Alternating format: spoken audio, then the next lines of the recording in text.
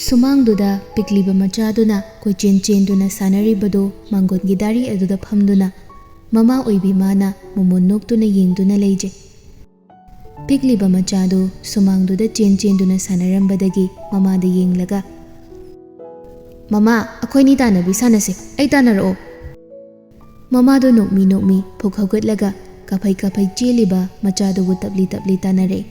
Angangduna harauna Mama de tanaba phangbide mama tanabiro. Machagi mataududa mamado sunoklaga Mama ware icha thoibi tanaba phangdre mamana. Mamado wareduna chaplepi angangdusu chelambadagi sor thabet hona mamagi manak tamna chensilei. Mama hayeng susanasiko mama de tanabsu phangde mama dagi hena aina masapai ado mama hayeng diki kulot pisanasiko. Machagi mamaida kariba humangdu taithokna sanadoini ichaga hiyengsu sanadoini ado khongkut ka hamdogane lairi amu pathorasiko thoibi. Mama ado horen tumamdai da wari libiu ko. Lidoini horendi bebet mama machagi wari libidoini mamana. Yam nungaidau mali mama horen soidana libiu ko. Hoi mama ising thangatlambado lawthokige icha sidang hak sanaramuko thoibi. Hoi mama. Apikpa machadubu thamlamlaga imunglomda changki pikliba angangdudi sumangduda magi laididu sanaduna leiri. Yumdugi nakan oirap leiriba pukhridu khara lurap tawbani. Pukhri adugi maikai romdagi haudong amana khongbagi makhol tare. Angang adusu tarakliba haudong aduna khongbagi khonjelomda tapna lai. Angang mana ubadadi pukhriduda haudongdo tasinduna leiramle. Kakhatpa ngamda aibu kanbiyu haiba matagum khongli. Apikpa angangduna mamabu tananaba kaure. Mama akhoi minusi pukhrisida tare amta kalu lao. Mamaduna thoklakpadadi sumangda machadu leiramdre. Ipingna kadomda chatkrabano haini yenglakpa mikuptadi pukhri romda mamabu kauduna kaplibadu ure. Kaidori thoibiye pukhri mapanda leiba phate lao changlasi. Mama tu ada khoi minusi singda tar leiri amta kallo. Ngasai makai mamadudi haudong ama isingduda taribadu urudabani. Adubu machana hairaklabasida ure. Khanghaude pukhriduda phatchong thaki aduga haudong adu kannabu hone. Angangdudi yenglaga adumak leiri. Iroibasu haitaba nupi adu haudongduna pukhri mayaiduda yaukre haiduna nupidusu tapna pukhridugi maya yausinkhibadagi masadu pukhriduda lupshinkre. Angangdudi mamaduna isingduda lupshinkrabada kaplaga mamabu kaure. Mama nang kaidorige kakhalao akho ma isingda lupsinkre. Ma Machana hanjin kaplaga kauje adubu mama adudi pukhridudagi pat haugalagje. Asum mamado isingdudagi mami samkri. Kaplaga amurak ima haina kana laure. Mama! Asum manglanda laukhiba asigum lalai mataibang phauna kana laurakle. Irel na nakandagi. Kadore nga adu kana lauride. Ta irel. Mama do chikta igi mangdauram. Pukhrid haudong ama tasilena aina haibadagi kannabu kumkhiban. Mama do isingdagi phaugalakhichim. Irel lalai magi makhut anido chena paisinduna makumangnise nasado tapthau se kashu taurui. Mama do yang wana isingduda iraknaki.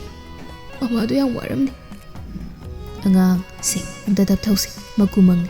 Nangna pangkan khanjelaga nungdin tumbagi oirangani toklo kapkanu.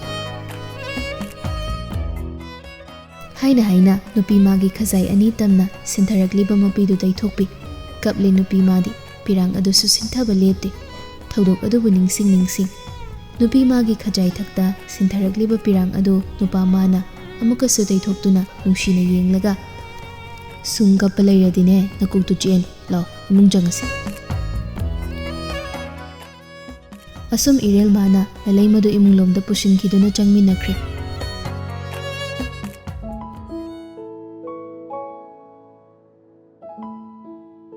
Diren gadana birgado wari sanaduna le.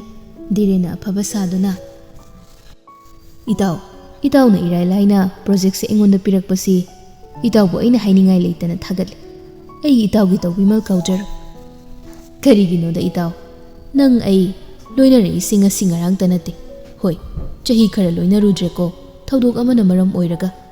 Aina khwaidagi thajabasu itau tang. Itauna bu pairasu aina bu pairasu aigidi khenaba leite. Anido amu harauna amurakone direna phathaire. Itau adudi file do engondamta pirakpa yagadra. Karigi yadani itau ai gari da yahori amta laujarugi ge ko. Haina phukhogatuna chatki. Diren maithongdo jingnap loklaga akoibadu yengduna lehawi. Tanabir chatkrabada direngi mi kharadu changlaklaga. Tamo sokpangba mi sibu lerungkidro. Eidi tamo Tanabir gi khalaga nung hairaktre ta tawrisi. Sini ni apangbagi maral asingmana chai haise. Mekup phade Tanabir na changlakpa. Sahom naina thanglakpa khongthangdo tare. Sanaramba warido chap lepkhre tumin leinakre. Tanabir changlakpadadi makhuta karimta pairaktaba ubaduda diren maithong khajik sui. Aidi ngasai hatu tawbada table da thamlamine tawrise. Itaw hojikta ningsingle. Adun aina ngang thazaragi itaw gi yumda. Yaida kaidi itaw. Nakanda lairiba diren gi miduga diren ga amumu phat yengne. Tanabir madi khangba nate onthokna supangba haiduni Tanabir si. Diren mana irai laina khulai amagum handaksu sizinaba haurakle. Tanabir mana diren bu aduki matik thazarubana ngasi magi nupi amadi machana waba nanglibani haibasi diren mana khangba nate. Adubu huranbagi tarani mapugi nongma soidana lakhini. Phare itaw adudi ayumda soidana horena ngangai thalage. Hoi itaw adumain tawrasi adudi ngasigidi swaida kainanaba tawrisine. Asum hainaraga magi thokpa chatnakre.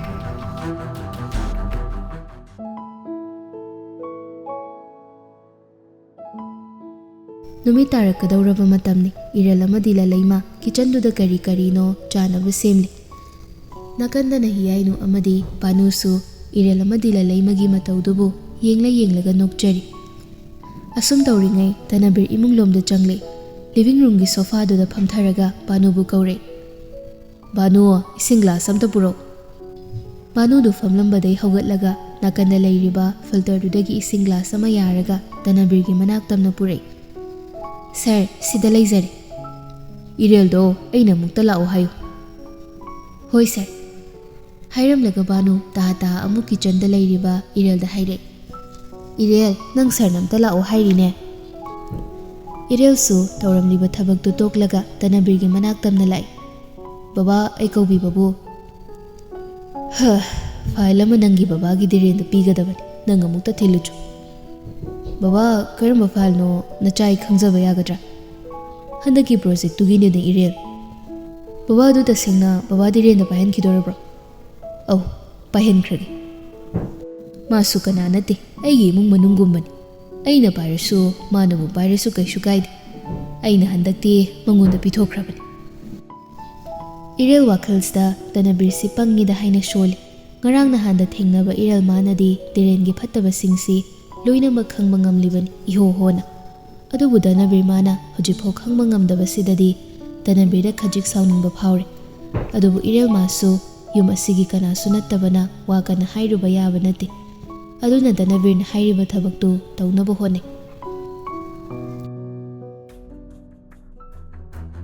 Gari du thaurakle.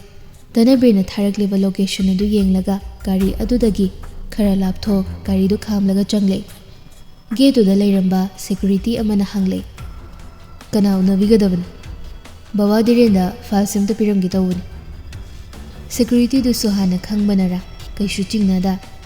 Adugi ordi changbiru. Sarna ngairambani.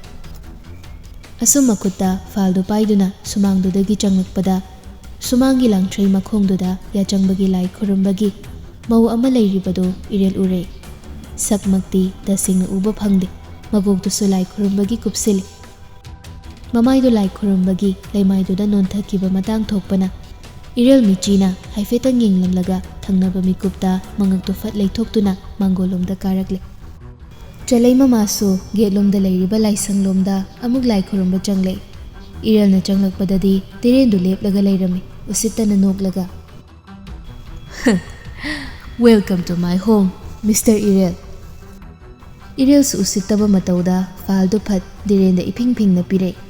Diret fan lausinde usittana yenglaga nakanda leiriba sofa du tamna changsinduna phamgre. Irel do tung oirap inaraklaga akhaba minok ama nokle. Mr. Diren, sigisimadi nang ngamasu matung tarakpadadi Irel na karamba mongda sanarake habado nangamu yengsi. Haina faldu table duda sapo amaga loinana thamle. Asi hairamlaga Irel mamai leithoktuna khongthangba haugi tawi. Angang petawa dangonda aina kiwidau sunate. Nangumba sidi mikop amada loishinba ngammine. Yumduda nang leishilaga danabirda oda pa saba yaroini. Apangba danabirdo nangi wahi kharana ma singkhradi kamdawni. Aduna nangsu aina mang thibirabani. Lairibakta nungaina leijaru. Asi lamdam ticket kapirage. Irel hairakliba wa asida leithoklamba mamaidu fat leisile. Mamitu imong ngangsile nongsamuk nganglaga. Kayam kuina maikhumdu upaga leiba ngambari nangna ngame aibu hatlo aina ngame nangbu hatkani. Nangna ichangi mamabu hatkiba haibase aina suksoi soidana babadana birda khanghanba ngamdraba ai Irel natre. Hairaga usittaba minok ama noklaga makha tarai. Project sima nangna paikhrabasu mathang darakpadi nang khaluran. Nangna pangba siraga ichamjamjaba babadana birdagi launaba hotnarabasu ai leiri haibasidi nang kaudaba pai. Mathangdadi Mr. Diren, nang babadana birdagi lapna lei. Maduna nang yai phaba oigani. Ikui kuiroida nang kanano soidana aina khanghanngini. Khuselo Mr. Wai khara sikhak usittana hairamlaga Diren bu hanna yenglamda chatkre. Diren madi asawba maga loinana maya karak jiksinduna yenglaga laihawi. Irel makhongdu sahum naiba khongthangda launa thanglaga thoglakpadadi akoibada kana lai haibadu ude. Imung lomda makhuta bartin ama yalaga changlakliba chalaima fat hek waisele. Chalaima bartin gado leimaiduda phattakhre isau sauna haire. Namitubu kada yengla tholaino. Haina mamaido nupaduda yengkhalakpada uriba nupadugi saktamdo wangangani haiba phau kauba makhai ita thazadaba amagum loinana yenglaga le. Irel su matam kuina urudraba magi thawai makni khanjarambi magi chemcha oirambaduda ngakna yengi. Nungshi yanai adubu thengnaba mikupta gyan daraktuna phat mamaido leithoktuna chatkige tawi Irel. Adubu chalaimana khat khangle. Nupi madi khanghaude milu adindagi pirangdo khajai tamna sintharakpa. Yai nang nungairibo. Thanglamba khongthang chap lepi nupa masu khanghaude. Magi chemchabu thamoi sengna nungsikiba maramna nupa nattagum pirang sintharei. Chalaima Irelgi khudang ado ta pairaga nakanda leiriba kanasu changnawdaba kaduda chingsile. Chemcha kaino nang taisibo mina uraga lana laukhini hado echatke. Yai aina sigi khongthangse thanglebagi noram nang hangloidra. Ayaibu nungsikidabasu nate adubu makha taba ngamdre kapningba henmankiba maramna Irel maithong pumba sukjinaduna Chimchana lamlanba amagi oikraba mikupsida marol ama lolise Chimchana aingonda walotpra. Chalaima Irelda khabana mabu phakibagi wari pumba amata jithada leirei. Liba loirakpada hik tawduna kablakle aduga makha tare. Yai ai mapan thongda phattaba mangi nupi oina urabaso ai manungdadi leishabi oiri. Phattaba maonda ai nungsibasu pekhije. Yaibu nungsibagidama ai pundama khanglibani. Asengba wari pumba tarabada Irel mitsna anidagi mapi taganu haiba yadra. Hairakliba wado khonjal niklaga masu Egi punsigi khalaga chimchana thangliba khongthangduna nangaigi marakta achongba palam oirakani haibase chimchana matamduda khangdriba kaigino. Aingonda asengboda hairamladi ai chimchabu siyongna sauram. Ai siyongna chimchabu lana lauramoi. Nang wakhal yam thili. Aingonda wa amta hairamdabase nang mi phattaduna kashu tawba ngamloidabada ꯃꯥꯅ ꯃꯔꯝ ꯑꯣꯏꯔꯒ ꯑꯩꯒꯤ ꯆꯦꯝꯆꯥꯗ ꯂꯥꯟꯅ ꯂꯧꯍꯜꯂꯦ ꯃꯇꯝ ꯑꯃꯒꯤ ꯅꯪ ꯑꯩꯒꯤ ꯅꯨꯡꯁꯤꯅꯔꯤꯗꯨꯗꯤ ꯑꯆꯧꯕ ꯏꯔꯣꯜꯅꯨꯡꯗ ꯂꯨꯞꯍꯟꯈ꯭ꯔꯦ ꯀꯩꯒꯤꯅꯣ ꯆꯦꯝꯆꯥ ꯅꯪ ꯃꯇꯝꯗꯨꯗ ꯑꯁꯦꯡꯕ ꯄꯨꯝꯅꯃꯛ ꯂꯣꯠꯁꯤꯜꯂꯤꯕ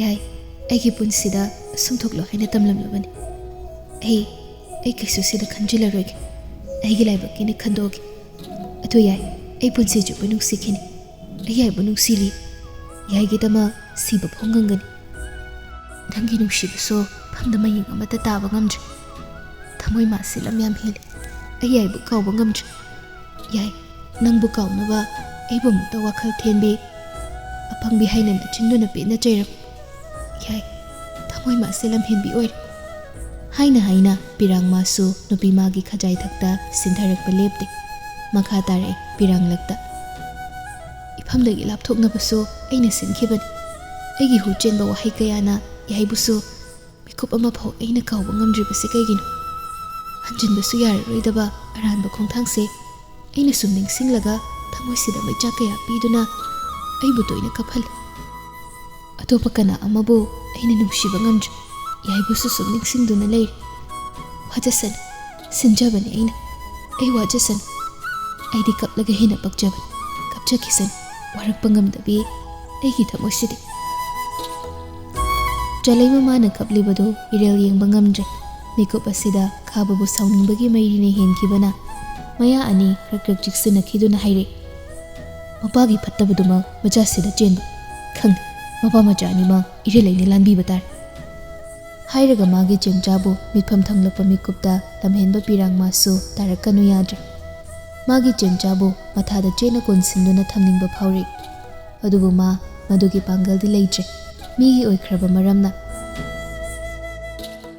ꯌꯥꯏ ꯅꯪꯕꯨ ꯕꯕꯥꯒ ꯃꯤ ꯐꯠꯇ ꯃꯣꯏꯅ ꯆꯤꯡꯂꯒ ꯍꯥꯠꯅꯕ ꯄ꯭ꯂꯥꯟ ꯁꯤꯟꯅꯈ꯭ꯔꯕꯅꯤ ꯑꯩ ꯌꯥꯏꯗ ꯋꯥꯁꯦ ꯍꯥꯏꯒꯦꯅ ꯌꯥꯏꯒꯤ ꯅꯝꯕꯔꯗꯨ ꯊꯤꯕꯅꯤ ꯐꯪꯂꯤꯕ ꯅꯝꯕꯔꯗꯨꯁꯨ ꯆꯠꯂꯝꯗ꯭ꯔꯦ ꯌꯥꯏꯅ ꯊꯕꯛ ꯇꯧꯔꯤꯕ ꯌꯨꯝꯕꯨꯗꯨꯒꯤ ꯅꯨꯄꯤꯗꯣ ꯑꯗꯨꯁꯨ ꯕꯕꯥ ꯙꯤꯔꯦꯟꯅ ꯍꯥꯠꯄꯅꯦ ꯍꯥꯏꯕꯁꯦ ꯑꯩ ꯃꯤ ꯐꯠꯇ ꯃꯆꯥ ꯑꯅꯤꯗꯨꯒꯤ ꯁꯥꯟꯅꯕ ꯋꯥꯔꯤꯗꯒꯤ ꯇꯥꯔꯦ ꯆꯦꯝꯆꯥꯅ ꯍꯥꯏꯔꯤꯕ ꯋꯥꯁꯤꯡꯗꯣ ꯑꯆꯨꯝꯕ ꯉꯥꯛꯇꯅꯤ ꯂꯂꯩꯃꯒꯤ ꯄꯨꯟꯁꯤꯅ ꯑꯉꯥꯎꯕꯤ ꯃꯒꯨꯝ ꯂꯩꯔꯝꯕꯒꯤ ꯃꯔꯝꯁꯨ ꯕꯕꯥ ꯙꯅꯕꯤꯔꯅ ꯙꯤꯔꯦꯟꯕꯨ ꯊꯥꯖꯔꯨꯕꯗꯒꯤ ꯑꯣꯏꯍꯟꯈꯤꯕꯅꯤ ꯍꯧꯖꯤꯛꯇꯤ ꯃꯄꯥ ꯃꯆꯥ ꯑꯅꯤꯃꯛ ꯑꯩꯅ ꯂꯦꯝꯅ ꯊꯥꯔꯣ ꯑꯩꯒꯤ ꯅꯨꯡꯁꯤꯕ ꯑꯃꯗꯤ ꯂꯂꯩꯃꯒꯤ ꯄꯨꯟꯁꯤꯕꯨ ꯃꯄꯥ ꯃꯆꯥꯅ ꯃꯥꯡꯍꯟꯈꯤꯕꯒꯤꯗꯃꯛ ꯑꯩꯅ ꯁꯣꯏꯗꯅ ꯂꯃꯟ ꯈꯨꯝꯒꯅꯤ ꯏꯔꯦꯜ ꯀꯅꯥꯅꯣ ꯁꯣꯏꯗꯅ ꯃꯁꯛ ꯈꯪꯍꯟꯒꯅꯤ ꯑꯩꯕꯨ ꯍꯥꯠꯄꯁꯨ ꯃꯣꯏ ꯍꯥꯠꯁꯅꯨ ꯃꯗꯨ ꯄꯨꯝꯅꯃꯛ ꯂꯥꯟꯊꯦꯡꯅꯅꯕ ꯑꯩꯅ ꯁꯦꯝ ꯁꯥꯔꯦ ꯌꯥꯏ ꯑꯗꯨꯛꯁꯨ ꯇꯍꯥꯟꯅ ꯇꯧꯒꯅꯨ ꯃꯈꯣꯏꯗꯤ ꯈꯨꯀꯟ ꯄꯥꯡꯒꯟꯕꯅꯤ ꯃꯈꯣꯏꯒꯤ ꯃꯤ ꯃꯔꯥꯡ ꯀꯥꯏꯅ ꯂꯩꯕꯅꯤ ꯃꯈꯣꯏꯗꯤ ꯇꯞꯅ ꯇꯞꯅ ꯄꯔꯥ ꯇꯝꯕꯤꯒꯗꯕꯅꯤ ꯁꯥꯎꯅꯤꯡꯕꯒꯤ ꯃꯩꯔꯤ ꯑꯗꯨꯅ ꯇꯨꯡꯗ ꯀꯔꯤ ꯑꯣꯏꯔꯛꯀꯅꯤ ꯈꯪꯗ ꯇꯧꯒꯦ ꯈꯜꯂꯨꯕ ꯊꯕꯛꯇꯨ ꯆꯂꯩꯃꯒꯤ ꯋꯥꯍꯩ ꯈꯔꯁꯤꯅ ꯏꯔꯦꯜ ꯐꯥꯊꯈ꯭ꯔꯦ ꯆꯂꯩꯃ ꯃꯄꯤ ꯁꯤꯟꯊꯔꯛꯇꯨꯅ ꯅꯤꯡꯉꯝꯗꯕꯒꯨꯝ ꯍꯥꯏꯔꯦ ꯌꯥꯏ ꯅꯪ ꯑꯩꯒꯤ ꯂꯥꯏꯕꯛꯇ ꯇꯥꯏꯕꯪ ꯁꯦꯝꯕ ꯃꯄꯨ ꯃꯥꯅ ꯅꯨꯡꯁꯤꯕ ꯊꯨꯡ ꯌꯧꯅ ꯆꯠꯅꯕ ꯂꯝꯕꯤ ꯄꯤꯔꯝꯗ꯭ꯔꯦ ꯂꯥꯏꯕꯛꯀꯤꯅꯤ ꯈꯟꯗꯣꯛꯑꯁꯤ ꯑꯩ ꯌꯥꯏꯕꯨ ꯄꯣꯛꯃꯤꯟꯅꯕ ꯏꯃꯨꯡ ꯑꯃ ꯑꯣꯏꯅ ꯈꯜꯂꯒꯦ ꯌꯥꯏꯅ ꯑꯩꯕꯨꯁꯨ ꯅꯆꯟ ꯑꯃ ꯑꯣꯏꯅ ꯈꯟꯕꯤꯔꯣ ꯅꯤꯡꯉꯝꯗꯕ ꯑꯃꯒ ꯂꯣꯏꯅꯅ ꯇꯥꯔꯛꯂꯤꯕ ꯄꯤꯔꯥꯡꯗꯨ ꯅꯨꯄꯤ ꯃꯥꯒꯤ ꯈꯖꯥꯏꯊꯛꯇ ꯂꯦꯞꯇꯅ ꯁꯤꯟꯊꯔꯤ ꯅꯪꯕꯨ ꯑꯩꯒꯤ ꯏꯆꯟ ꯀꯔꯝꯅ ꯈꯟꯒꯅꯤ ꯑꯩꯒꯤ ꯏꯆꯟ ꯑꯣꯏꯅ ꯑꯩꯕꯨ ꯈꯜꯂꯗ꯭ꯔꯅꯤ ꯆꯦꯝꯆꯥ ꯑꯩꯒꯤ ꯆꯦꯝꯆꯥꯕꯨ ꯑꯩꯒꯤ ꯏꯆꯟ ꯑꯣꯏꯅ ꯀꯃꯥꯏꯅ ꯈꯟꯅꯤ ꯍꯥꯏꯔꯒ ꯅꯨꯄꯥ ꯃꯥꯗꯣ ꯄꯤꯔꯥꯡ ꯏꯔꯤꯛꯅ ꯃꯤꯠꯂꯨ ꯑꯅꯤꯗꯨ ꯊꯨꯝꯍꯜꯂꯦ ꯌꯥꯏ ꯍꯧꯈ꯭ꯔꯕ ꯅꯪ ꯑꯩꯒꯤ ꯂꯣꯏꯁꯤꯟꯈꯤꯗ꯭ꯔꯕ ꯅꯨꯡꯁꯤ ꯋꯥꯔꯤꯗꯣ ꯑꯗꯨꯃꯛ ꯂꯃꯈꯥꯡꯗ ꯃꯥꯡꯈ꯭ꯔꯁꯅꯨ ꯋꯥꯔꯛꯄ ꯉꯝꯗ꯭ꯔꯕ ꯂꯝꯍꯦꯜꯂꯕ ꯊꯃꯣꯏ ꯑꯁꯤ ꯊꯦꯡꯖꯤꯟꯖꯔꯒꯦ ꯌꯥꯏ ꯑꯃꯗꯤ ꯑꯩꯒꯤ ꯃꯔꯛꯇ ꯈꯥꯔꯤꯕ ꯑꯆꯧꯕ ꯄꯜ ꯑꯁꯤ ꯂꯧꯊꯣꯛꯀꯦ ꯍꯥꯏꯔꯤꯕ ꯌꯥꯏꯅ ꯑꯩꯕꯨ ꯅꯪꯒꯤ ꯅꯆꯟ ꯑꯣꯏꯅ ꯈꯟꯕꯁꯤ ꯅꯠꯇꯅ ꯄꯜ ꯑꯁꯤꯕꯨ ꯅꯝꯈꯥꯏꯅꯕ ꯄꯥꯡꯒꯜ ꯂꯩꯇ꯭ꯔꯦ ꯌꯥꯏ ꯆꯦꯝꯆꯥ ꯃꯄꯨ ꯃꯥꯁꯤ ꯐꯠꯃꯟꯗꯦ ꯅꯪꯒꯤ ꯑꯩꯒꯤ ꯋꯥꯔꯤꯗꯤ ꯂꯣꯏꯁꯤꯟꯗꯅ ꯑꯗꯨꯃꯛ ꯃꯥꯡꯈ꯭ꯔꯗ꯭ꯔꯥ ꯅꯪꯗꯤ ꯌꯨꯝꯅꯥꯛ ꯁꯥꯒꯩ ꯑꯣꯜꯂꯕꯤꯅꯤ ꯑꯆꯧꯕ ꯄꯜ ꯑꯃ ꯆꯦꯝꯆꯥ ꯑꯩꯈꯣꯏꯅꯤꯒꯤ ꯃꯔꯛꯇ ꯊꯤꯡꯂꯦ ꯍꯥꯏꯕꯁꯤ ꯑꯩ ꯈꯪꯗꯕ ꯅꯠꯇꯦ ꯑꯃꯨꯛꯁꯨ ꯍꯟꯖꯤꯟꯕ ꯌꯥꯔꯔꯣꯏ ꯍꯥꯏꯔꯕꯁꯨ ꯑꯩ ꯈꯪꯉꯤ ꯃꯊꯪꯃꯨꯛꯀꯤ ꯃꯄꯣꯛꯇꯗꯤ ꯆꯦꯝꯆꯥꯕꯨ ꯑꯩꯒꯤ ꯄꯨꯟꯁꯤ ꯈꯣꯡꯂꯣꯏ ꯑꯣꯏꯖꯒꯦꯀꯣ ꯍꯟꯗꯛꯃꯨꯛꯇꯤ ꯆꯦꯝꯆꯥꯕꯨ ꯑꯩꯒꯤ ꯑꯣꯏꯅ ꯇꯝꯂꯝꯗ꯭ꯔꯦ ꯅꯪ ꯑꯩꯕꯨ ꯑꯩꯒꯤ ꯏꯆꯟ ꯑꯣꯏꯅ ꯈꯟꯕꯗꯤ ꯑꯩ ꯉꯝꯃꯤ ꯑꯩ ꯆꯦꯝꯆꯥꯕꯨ ꯑꯃꯛꯄ ꯃꯆꯦꯠ ꯑꯃꯠꯇ ꯌꯥꯎꯗ ꯅꯨꯡꯁꯤ ꯌꯥꯏ ꯑꯩꯅ ꯅꯐꯝꯗ ꯍꯥꯏꯅꯤꯡꯕꯗꯤ ꯅꯪꯕꯨ ꯌꯦꯛꯅꯕꯅ ꯅꯪꯒꯤ ꯇꯟꯖꯥ ꯉꯥꯏꯗꯨꯅ ꯂꯩꯔꯤ ꯍꯥꯏꯕꯁꯦ ꯅꯪ ꯀꯥꯎꯒꯅꯨ ꯅꯪ ꯆꯦꯛꯁꯤꯟꯅ ꯆꯠꯂꯨ ꯃꯄꯥꯟ ꯊꯣꯡꯗ ꯌꯥꯏꯒꯤꯗꯃꯛ ꯂꯦꯞꯄ ꯉꯝꯗ꯭ꯔꯕꯁꯨ ꯃꯅꯨꯡꯗꯗꯤ ꯑꯩ ꯌꯥꯏꯒꯤꯗꯃꯛ ꯁꯤꯔ ꯐꯥꯎꯕ ꯂꯦꯞꯀꯅꯤ ꯑꯁꯤꯅꯠꯇ ꯑꯍꯦꯟꯕ ꯋꯥꯍꯩ ꯑꯃ ꯍꯥꯏꯕ ꯉꯝꯕꯒꯤ ꯄꯥꯡꯒꯜꯁꯨ ꯂꯩꯇ꯭ꯔꯦ ꯅꯪ ꯆꯦꯛꯁꯤꯜꯂꯣ ꯌꯥꯏ ꯅꯨꯄꯥ ꯃꯥꯅ ꯃꯆꯤꯟ ꯀꯥꯡꯒꯤ ꯍꯦꯛ ꯇꯧꯕꯒ ꯇꯟꯖꯥꯗꯨꯗ ꯔꯨꯝꯗꯨꯒꯤ ꯃꯄꯥꯟꯗꯒꯤ ꯀꯅꯥꯒꯨꯝꯕ ꯑꯃ ꯂꯥꯛꯄꯒꯤ ꯈꯣꯡꯊꯥꯡꯒꯤ ꯃꯈꯣꯜꯗꯨ ꯅꯨꯄꯥ ꯅꯨꯄꯤ ꯑꯅꯤꯃꯛ ꯃꯈꯣꯡꯗꯨꯗ ꯇꯥꯔꯛꯂꯤ ꯆꯂꯩꯃ ꯏꯔꯦꯜ ꯂꯩꯔꯤꯕ ꯔꯨꯝ ꯑꯗꯨꯗꯒꯤ ꯊꯣꯡ ꯀꯛ ꯊꯤꯜꯂꯛꯏ ꯀꯅꯥ ꯂꯩꯒꯦ ꯔꯨꯝꯁꯤꯕꯣ ꯀꯅꯥ ꯂꯩꯒꯦꯅꯦ ꯊꯣꯡꯒ ꯂꯣꯜꯂꯤꯁꯦ ꯀꯅꯥꯅꯣ ꯑꯁꯨꯝꯅ ꯙꯤꯔꯦꯟꯅ ꯃꯄꯥꯟꯗꯒꯤ ꯂꯥꯎꯔꯛꯏ ꯀꯥ ꯃꯅꯨꯡꯗ ꯂꯩꯔꯝꯕ ꯏꯔꯦꯜ ꯑꯃꯗꯤ ꯆꯂꯩꯃ ꯏꯄꯥ ꯄꯥꯈꯠꯅ ꯌꯦꯡꯅꯩ